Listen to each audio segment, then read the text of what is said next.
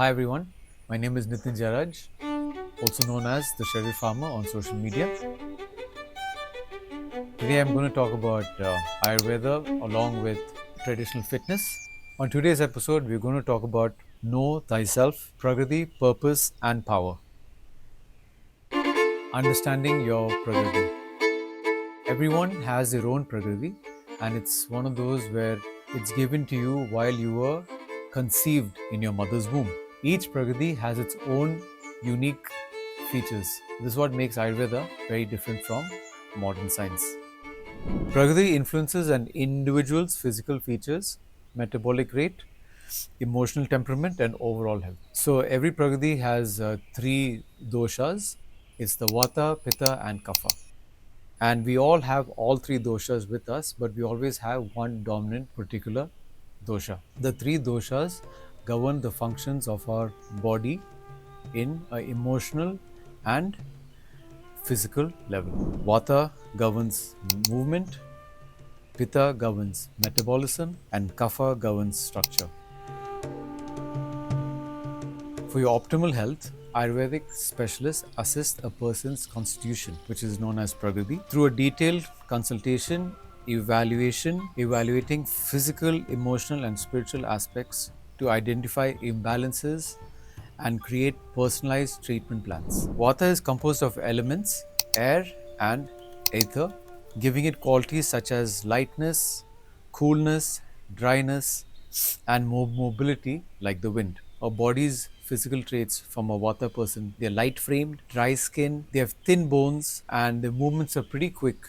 Basically, they mean like restless. If you have too much Vata in your body, and when Pitta and Kapha is less, you might have imbalances like constipation, weight loss, anxiety, insomnia, arthritis, sciatica, and irregular menstruation. These are all small imbalances, or let's say signs of a person who has more of Vata in their body. So, when a person has more of Vata in them, you'll also have emotional traits, which you will see are they're very creative, they're enthusiastic, they're flexible, talkative, and when imbalanced, they may become anxious, scattered, overwhelmed. And to balance this, to balance the Vata, to decrease the Vata, and to increase the Pitta and Kapha, what we do is to emphasize warmth, nourishment, moisture, and stability. And for this, the proper diet would be having warm food, which is cooked grains and vegetables and spiced milk. For Pitta dosha, Pitta is made primarily of the fire element with a touch of water, making it hot, sharp, oily, and intense. The physical traits would be they have warm bodies, they have oily skin, sharp features, and a strong digestion. Pitta dosha increases in your body, and when your Vata and Kapha goes down, a few imbalances which you may see would be an acid reflux like acidity, inflammation, skin rashes like acne, liver disorders, ulcers. We get very irritated very fast. So the emotional traits which a Pitta dominant person shows are they're focused, they're articulate and courageous. To balance the Pitta, focus on coolness, nourishment, and dryness. The diet should be raw vegetables, cooked grains, wheat, and most beans, cooling spices like fennel. Now let's come to the last one, which is the Kapha dosha. Kapha is composed of water, earth, making it cool, moist, heavy, and stable. The physical traits, basically the human body will be large frame, they have thick bones, supple skin, and slow metabolism. Imbalances may cause obesity, weight gain, congestion, tendency toward type 2 diabetes. Their emotional traits, like the others, they are more calm, loyal, stable under stress. However, excess kapha can lead to lethargy, attachment, and depression. The diet should be spicy, light food like cayenne pepper, vegetables, and minimal dairy or nuts. Now, I'm going to talk about the regulations of eating. For this, it's kind of similar for everyone, but these are just kind of the regulations. Like I said, we're going to go talk about timing and the mixes we're not supposed to do, and the timing when to eat and when not to eat. Okay, the one of the few things are like, now let's say a best way to digest your food would be walking 10 to 15 minutes after your meals. The next one would be start each morning with a warm or hot glass of water. Then prefer eating with your hands to enhance mindfulness and sensory experiences. Always consume warm, moist meals. Avoid overly dry and cold foods. Focus on meals rich in protein and fiber for steady energy and balanced blood sugar levels. Wait 3 to 6 hours between meals to allow proper digestion. Eat food which is what grows around you and what is served in your area, because Mother Nature is trying to tell you to eat what grows around you so you can adapt to that weather. Incorporate variety of colorful food for a broad range of nutrition. So, beetroots, oranges, carrots, mangoes, these are all different colors. That's what they're trying to say. The colors of the food should be natural. Eat all meals, including snacks, between 6 to 7 p.m. Have meals during your daylight hours. That is when you have your maximum digestive fire.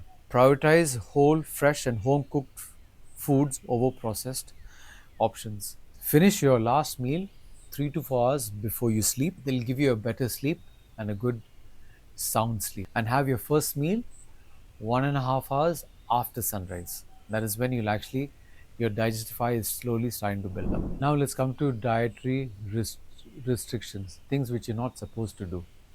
And there's a lot of things which you normally do which you're not supposed to do. One of the few things is would be eating throughout the day, just snacking out throughout the day, which is very wrong. Another thing is overeating. You're supposed to leave at least one third of your stomach empty, which I know you can't really measure, but it's like this: if you can have another plate of rice, stop. Have your first plate of rice and stop. That's it. Don't have more. Always try and keep space in your stomach. Now, the few things they can also avoid having cold, raw foods. Fruits is the only kind of food in Ayurveda where you're supposed to have raw. Now, the next one I would say is avoid drinking water or other beverages immediately before or during your meals. Try and have your warm water after a meal. It'll help you with your digestion, makes it faster. Then, of course, not the least, your processed, your additives, your preservatives, dyes, trans fats, colorings, GMOs, all this should be avoided in your food. All these just create ama. Ama is just undigested food stuck in your stomach. Now let's come to a Mudgar workout. So the Mudgar is basically it replicates a sword and a shield. And let's say the history wise, like I said, by Lord Hanuman for us, the Persians use it, and the warriors. And now from the warriors, it's come down to the Akharas up north and to the farmers down south of India. Now, there's a few things why this equipment is so brilliantly made by ancestors and gods, because it really focuses on momentum and makes you very functionally strong. There are a few things you have to look at when getting your own Mudgar. The thickness. The thickness should be, it doesn't have to be, but there are some where if you want to improve your grip strength, make sure your thumb and your middle finger can touch and your thumb and index finger can't reach. If you see, and this is what creates a good grip strength. Thick enough for improve your grip strength. At the same time, it also rehabilitates your joints and your wrist and your grip strength. Now, and also the length. Now you have a lot of different sizes and weight and dimensions, but the right weight for you to start off with would be your weight divided by 8 and then again divided by 2. Now you must be asking, why not divided by 16 straight away? This is one thing which I have to tell everyone is, let's say 50, 60 years ago, when we have evolved to become weaker over time. Technology has made us weaker, like cars, labor-intensive lifestyle has reduced. So what I'm trying to say is that back then, if you're an 80 kg person, if you divide by 8, a 10 kg Mudgar would be ideal, and you have to swing it 108 times so that you know that you're physically fit. So that was like a physical test, which you do nowadays in a modern hospital. And there were no lab tests. This was more used back then. And same thing, now humans have, like I said, have evolved, become weaker. So now it's again divided by 2. So an 80 kg person should be able to swing a 5 kg Mudgar. And that is really hard nowadays. I've seen my colleagues, I've seen my friends, they really can't do much. You can lift weights, but you can't swing it as much. So that's a little bit of what I want to show with the equipment. unless we are talking about longevity, and Ayurveda is all about longevity. You don't really increase your heart rate as much. Trying to keep as low as your heart rate as low as possible and work out for a long time. So the movements should not really increase your heart rate. Just like yoga and Ayurveda is about the same age, 5,000 years old. That's why they both can relate. But with Mudgar as well, you can do the same. We're focusing on fat loss, joint health, and keeping your core strong, and your overall functionality should be there. Increasing your functional strength. Using muscles which, making muscles which you can use is the whole point. In our Mudgar kind of workouts, it depends on what you're looking for. So if you want to work out like, be like Bruce Lee, you can't work out like Arnold Schwarzenegger. That's the whole point. You have to work out smart and not hard. Working out smart is the right way to do it. So you can actually gain, you can get the best use of the workout, or let's say the most efficient way of workout. It will be physical, mentally, and emotionally affecting your body.